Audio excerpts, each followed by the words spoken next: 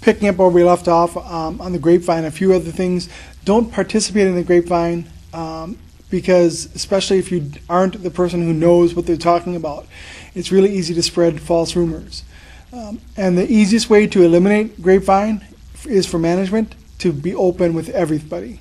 When a decision is made, communicate it out as quickly as possible. That kills the grapevine right in its tracks and keeps everybody on the correct playing field in terms of being understanding what's going on. Now, cultural differences also play a major role in communications. Now, a lot of students seem to have a difficult time understanding what culture means. They say, well, it's a foreign language, a person who speaks a foreign language, a different color skin, or are from a different country. And those are three components of culture, but they are only three. Culture affects how a person wants to be treated, how they will be treated, and what their potential outcomes are. We need to address people culturally appropriate.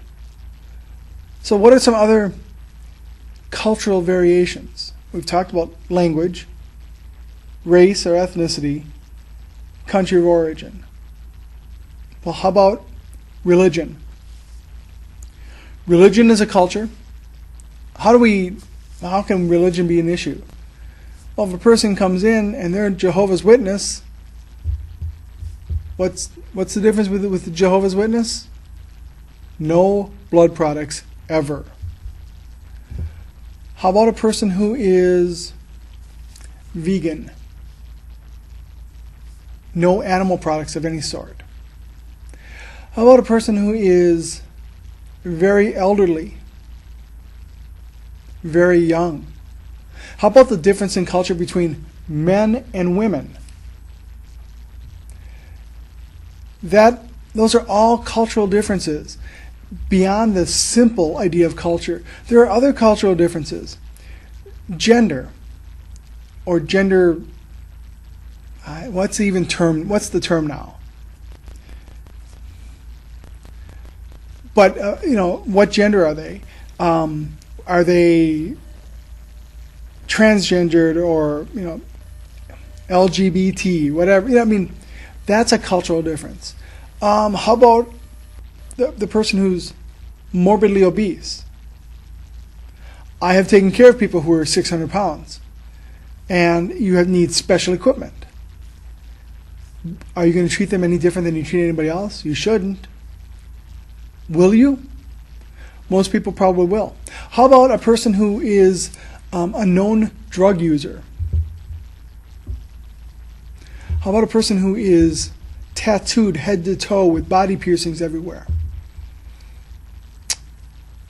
How about a person who is rich? I mean really rich. Or absolute poverty. All of these are components of a person's makeup. It's their culture. We are not just one thing. I am not just a white male. I am a lot of things. So it's important to consider all aspects of a person. And there is one question that you need to ask to cover your bases, to make sure that you are providing everybody the care they want. It's a simple question. One question. Here's what you have to ask. Is there anything I need to know about you so that I can provide the care that you need? Is there anything I need to know about you so that I can provide the care that you need? That question puts the burden on the patient. If they're a vegetarian, they need to tell you. If they are a Wiccan, they need to tell you. If they, whatever, now it's up to them. If they say nothing, you're fine. That's an important question.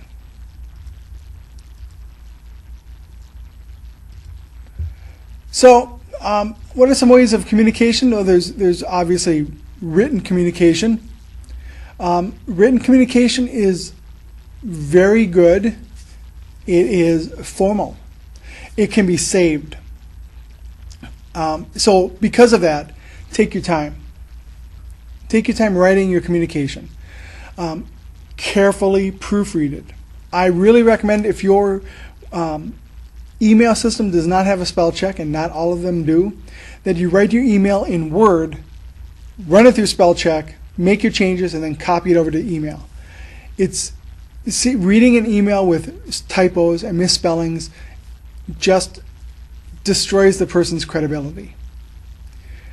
Make revisions to your writing.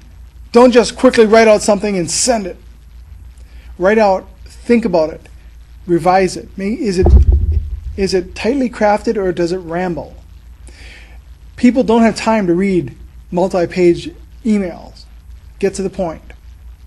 Keep it short and simple. Clear and concise, on track. Don't wander off bringing other ideas in. How well you write will strongly influence how you are evaluated. And remember, anything you put down on paper, whether it be paper or digital paper, can be saved forever. Forever. Even if your recipient deletes their email, that email is still out there. So be careful what you put down. Only put down what you absolutely know and absolutely must put down. Nonverbal, eye contact. Don't stare at them, because that absolutely freaks people out, because when you get stared at because it's good eye contact, right? That just makes people think maybe you're crazy. Sit up straight, shoulders back. Don't slouch. Think about this. If I'm talking to you like this, or if I'm talking to you like this, which is going to make a better impact? Obviously, what your mom always used to say, sit up straight. Use a forceful voice without pauses, and that suggests confidence. So when you hesitate and hunt for the words, people might think you don't know what you're talking about. It's okay to take pauses and think, but try to be forceful and confident.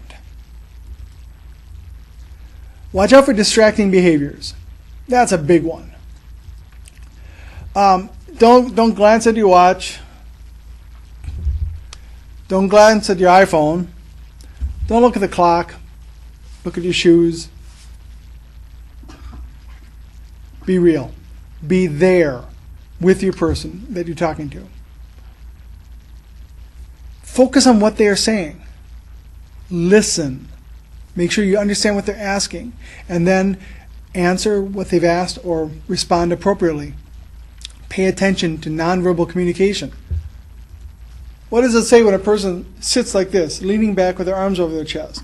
You have an uphill battle to get them to listen to you. But when they're leaning into you, they're buying into it. When as you're talking, they're doing this, that's good. If as they're talking, they're doing this, usually that's not good. Nonverbal communications are very subtle sometimes. Sometimes they're very obvious. Now, here's where we need to do some detail work. I'm going to be writing on the board here. There's something called the group process.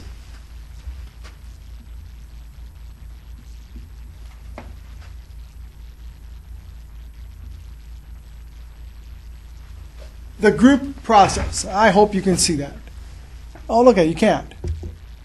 There we go. Now you can see it. I am a video professional. Can you tell? The group process is the 5 steps that happen whenever any group is formed. It's just, this is what always happens. So the first step, forming.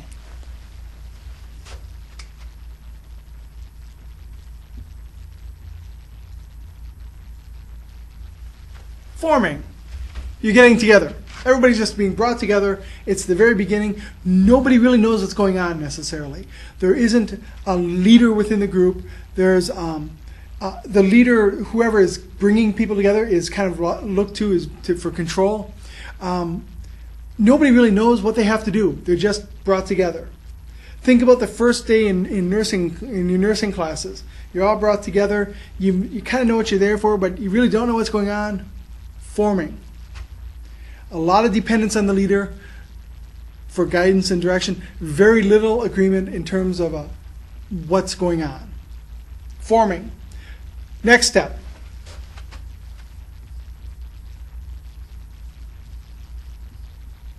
Storming. Storming. Now, at this point, decisions are not really being made yet. Team members are trying to find out who's in charge now within the group. So there's going to be a lot of jockeying for position and maneuvering. That's okay. That's what it's supposed to happen. Nobody really knows how the project is going to go. So there's like chaos as people shout ideas, figuratively necessarily. They are throwing ideas around, trying to find exactly how something's going to happen. They're storming. It's a brainstorm session, right? You've all brainstormed something, right? It comes after storming. What do you think? If you've read your book, you know. Have you read your book yet? Norming.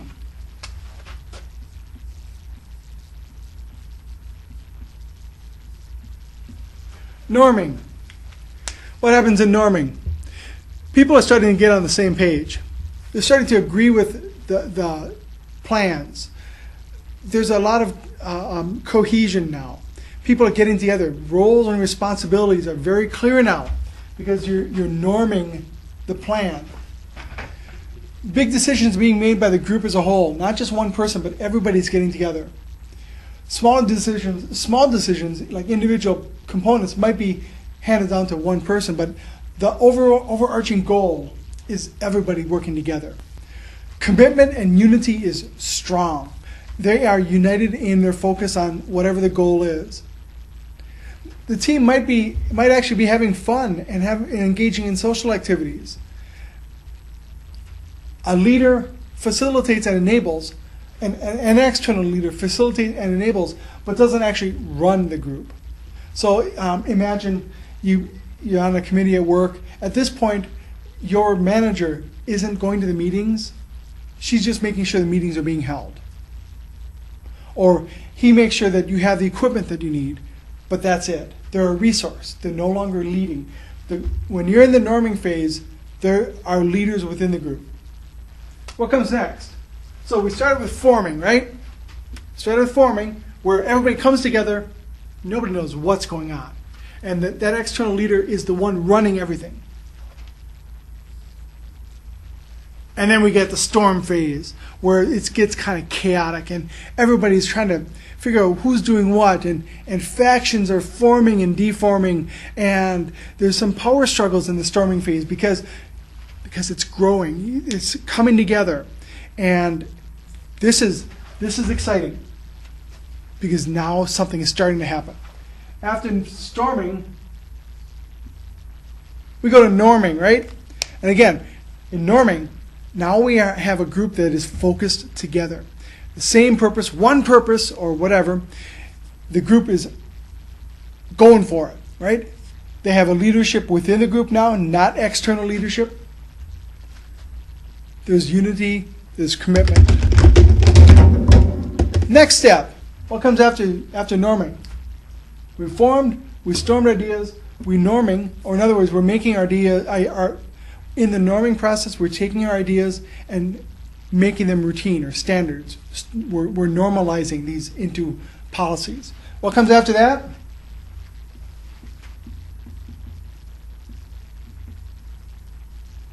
Now we actually have to do it. Performing. Performing. Everybody in the team knows exactly what they need to do. And they're doing it. The team is focusing. It's focusing on the main goal. The team makes most of the decisions now. And they have a shared vision. It's able to stand on its own by this point.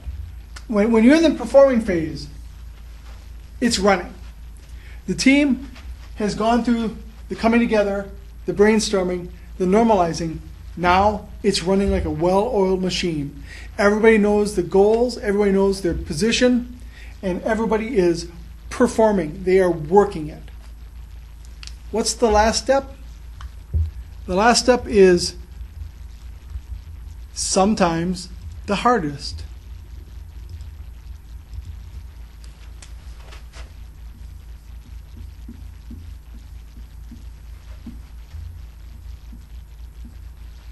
Adjourning, or forming. Remember, this team, this group was created with a single goal in mind. They came together, they formed, there's chaos. Nobody knew what was going on. In the storming, there's more chaos as people start jockeying for power and ideas develop rapidly. In the norming process, all the ideas that were chosen have become normalized. They are put into policies and procedures. Decisions are made. It's being self-led. In the performing phase, now they're actually putting their plan into action. In the adjourning or deforming phase, the plan is done. No further work is needed. They can break up, and they do. The adjourning or deforming phase. Forming. Just coming together. No one knows what's going on. Need a strong leader in charge there. Storming phase. Ideas are being created. Power is being jockeyed for. You still need a leader, but leaders are beginning to be developed in the storming phase. Norming, you have leaders within the group. The external leader is more of a support person. The performing, everything is running. And then adjourning or deforming. That is the group process. That is a concept that sometimes troubles students. And you won't use it all the time on the job, but you need to understand how it works, because if you don't, you're going to have a difficult time working through the 5 steps: forming, storming, norming, performing, adjourning. I'm going to stop here, come back to different types of personality types.